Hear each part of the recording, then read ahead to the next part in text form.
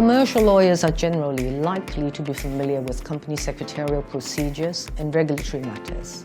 However, they might not always be familiar with, say, listing rule disclosure requirements, meeting notice periods, voting percentage requirements, blackout periods, or even time for a company's registry filing to become effective.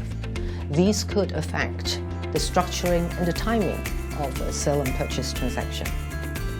I actually see company secretary being a governance profession.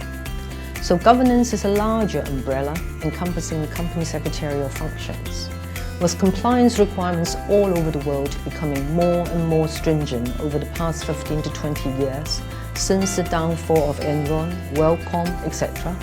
Governance in every facet of the financial and commercial sector, even NGOs today, has become ever so important. As a result, the requirement of higher level of expertise in this area and the number of professionals required in the marketplace has substantially increased, resulting in a demand not being filled.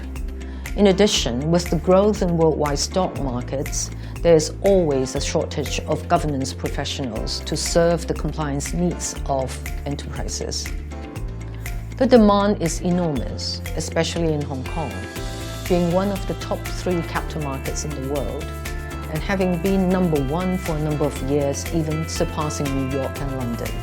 There will be a continual demand of governance experts. So whether your undergraduate training is in the law, accounting, or chartered secretary, there is a bright future lying ahead. Registered with HKICS to become a student and work from there. A chartered secretary is not only a scribe or clerk, drafting minutes and resolutions and form filing. He or she is a governance professional. One has to be well versed in the law, accounting, finance, governance, and secretarial practices, so as to be able to act as the advisor to the board on governance and compliance matters.